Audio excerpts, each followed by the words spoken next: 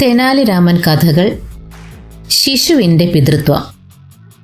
ഗോദാവരി ജില്ലയിൽ ഏർവാടി ഗ്രാമത്തിൽ താമസിച്ചിരുന്ന രണ്ട് മല്ലന്മാരായിരുന്നു മല്ലയ്യയും പൊന്നയ്യയും. അവർ ആത്മാർത്ഥ സുഹൃത്തുക്കളായിരുന്നു. അതുവരെ ഒരിക്കൽ പോലും അവർ തമ്മിൽ ഗോധയിൽ പൊരുതിയിരുന്നില്ല. കാരണം ഒരാൾ ജയിക്കുകയാണെങ്കിൽ അത് മറ്റേയാൾക്ക് അപമാനമായിരിക്കുമല്ലോ. എന്നാൽ അവരെ തമ്മിൽ തല്ലിക്കുവാനും പിണക്കുവാനും മൂന്നാമനായ ഗുണ്ടയ്യ പല തന്ത്രങ്ങളും ഗൂഢമായി പ്രയോഗിച്ചു. അങ്ങനെ ഇരിക്കുമ്പോഴാണ് ഗുണ്ടയ്യയുടെ പെങ്ങൾ പർവ്വതം മല്ലയ്യയുടെയും പൊന്നയ്യയുടെയും ജീവിതത്തിലേക്ക് കടന്നു വരുന്നത്. അതിൻ്റെ പിന്നിൽ പ്രവർത്തിച്ചിരുന്നത് ഗുണ്ടയ്യയുടെ കുബുദ്ധിയായിരുന്നു. ആ രണ്ടു മല്ലന്മാരിൽ ആരെങ്കിലും ഒരാൾ തൻ്റെ പെങ്ങളെ സ്നേഹിച്ച് കല്യാണം ചെയ്യുകയാണെങ്കിൽ അതുവഴി അവരെ തമ്മിൽ പിണക്കാമെന്നുള്ളതായിരുന്നു ഗുണ്ടയ്യയുടെ കണക്കുകൂട്ടൽ. എന്നാൽ ഗുണ്ടയ്യയുടെ വാരിക്കുഴിയിൽ ആ രണ്ടു മല്ലന്മാരും ചാടിയില്ല. അവർ ഒരുപോലെ പർവ്വതമ്മാളെ സ്നേഹിക്കുകയും വിവാഹം കഴിക്കുവാൻ ആഗ്രഹിക്കുകയും ചെയ്തു.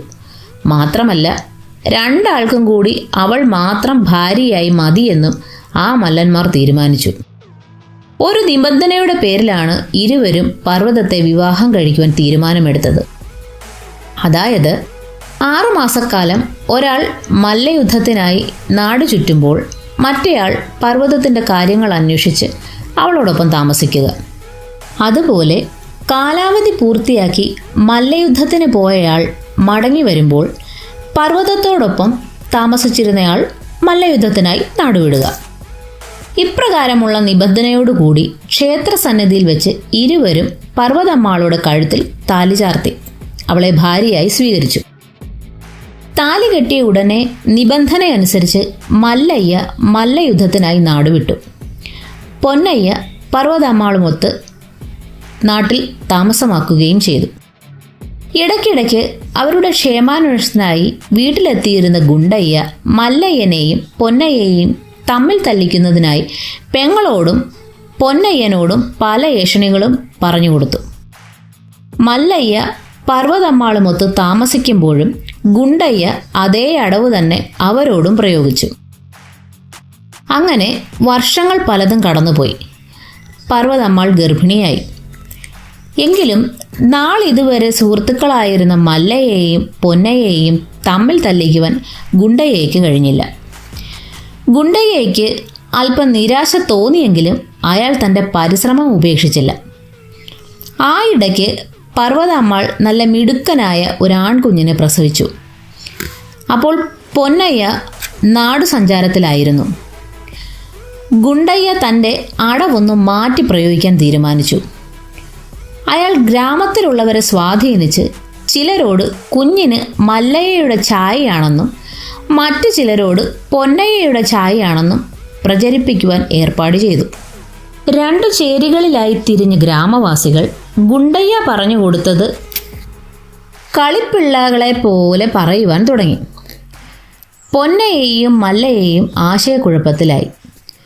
കുഞ്ഞ് ആരുടേതായിരിക്കാം? അത് പൊന്നയ്യയുടേതാണെങ്കിൽ താൻ ഷണ്ടനാണെന്നായിരിക്കുമല്ലോ ഗ്രാമവാസികൾ പറയുന്നത്. മല്ലയ്യൻ ചിന്തിച്ചതുപോലെ തന്നെ പൊന്നയ്യനും ചിന്തിച്ചു. പ്രശ്നം മാറി മാറി അവർ പർവ്വതമ്മാളുടെ മുന്നിൽ അവതരിപ്പിച്ചു. കുഞ്ഞ് ആരുടേതാണെന്ന് തിട്ടമായി പറയുവാൻ അവൾക്കും കഴിഞ്ഞില്ല. പ്രശ്നം സങ്കീർണമായി. കുട്ടി തൻ്റേതാണെന്ന് അവർ പരസ്പരം വാദിച്ചു. ഒടുവിൽ അഭിപ്രായ വ്യത്യാസമായി. തമ്മിൽ വഴക്കായി. നിബന്ധന കാറ്റിൽ പറത്തിയിട്ട് രണ്ടുപേരും പർവ്വതമ്മാളോടും കുഞ്ഞിനോടുമൊപ്പം വീട്ടിൽ താമസിക്കുവാൻ തുടങ്ങി. സ്വൈര്യമായും സുഖമായും പാർത്തിരുന്ന ചെങ്ങാതിമാർ തമ്മിൽ ഇടഞ്ഞു. അടിയായി, പിടിയായി, ശണ്ഠയായി. വീട്ടിൽ പട്ടിണിയും പരിവട്ടവുമായി. അങ്ങനെ അസൂയക്കാരനായ ഗുണ്ടയ്യ വിജയിക്കുകയായിരുന്നു.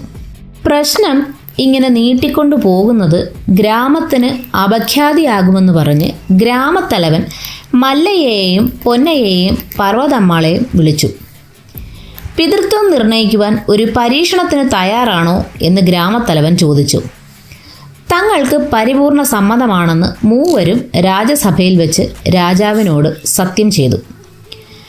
പർവ്വതമ്മാളുടെ ഒരു വസ്ത്രം തറയിൽ വിരിച്ചിട്ട് കുഞ്ഞിനെ അതിൽ കിടത്തുവാൻ തെന്നാലിരാമൻ പർവ്വതമ്മാളോട് നിർദ്ദേശിച്ചു. എന്നിട്ട് എല്ലാവരോടും നിശബ്ദത പാലിക്കുവാനും അകലെ മാറി നിൽക്കുവാനും രാമൻ പറഞ്ഞു. തെന്നാലിരാമൻ എന്ത് പരീക്ഷണമാണ് നടത്താൻ പോകുന്നതെന്ന് ആർക്കും ഒരു നിശ്ചയവുമില്ലായിരുന്നു. നടക്കുന്നതെല്ലാം ആകാംക്ഷയോടെ വീക്ഷിച്ചുകൊണ്ടിരിക്കുകയായിരുന്നു കൃഷ്ണദേവരായർ. തെന്നാലിരാമൻ മല്ലയ്യയെ വിളിച്ച് കുഞ്ഞിൻ്റെ കാൽ ചുവട്ടിൽ ചെന്നിരുന്ന് വിരലുകൾ ഞൊടിച്ചുകൊണ്ട് അതിനെ കൊഞ്ചിക്കുവാൻ പറഞ്ഞു. മല്ലയ്യ രാമൻ പറഞ്ഞതുപോലെ ചെയ്തു. പിന്നീട് പൊന്നയ്യയോടും തെന്നാലിരാമൻ അതുപോലെ ചെയ്യുവാൻ നിർദ്ദേശിച്ചു. രണ്ടുപേരുടെയും പ്രകടനങ്ങൾ കണ്ടതിനു ശേഷം തെന്നാലിരാമൻ പറഞ്ഞു, കുഞ്ഞിൻ്റെ പിതൃത്വം പൊന്നയ്യനുള്ളതാണ്. രാജാവ് ഉൾപ്പെടെ സഭയിലിരുന്നവരെല്ലാം അത്ഭുതപ്പെട്ടു. തിട്ടവട്ടമായി ഇങ്ങനെ പറയുവാൻ രാമൻ എങ്ങനെ സാധിച്ചു? ഹേ രാമ, താങ്കൾക്ക് എങ്ങനെയാണ് സങ്കീർണമായ ഈ പ്രശ്നം ഇത്ര ലാഘവത്തോടെ കൈകാര്യം ചെയ്യുവാൻ കഴിഞ്ഞത്? തിരുമനസ്സേ, പൊന്നയ്യൻ കുഞ്ഞിനെ ലാളിച്ചപ്പോൾ അത് കൈകാലുകൾ ഇളക്കിക്കൊണ്ട് മോണ കാട്ടി ചിരിക്കുന്നത് അവിടുന്ന് കണ്ടില്ലേ? മാത്രമല്ല, കല്യാണം കഴിഞ്ഞ ഉടനെ ആദ്യത്തെ 6 മാസം പർവ്വതമ്മാളുമൊട്ട് താമസിച്ചിരുന്നതും പൊന്നയ്യനായിരുന്നു. ആദ്യ സമാഗമമാണ് സ്ത്രീത്വം ഉണർത്തുന്നതും അവളെ മാതാവാക്കുന്നതും. തെനാലിരാമൻ്റെ ബുദ്ധിശക്തിയിൽ മഹാരാജാവിന് മതിപ്പ് തോന്നി. അദ്ദേഹം രാമന് ധാരാളം പാരിതോഷികങ്ങൾ സമ്മാനിച്ചു.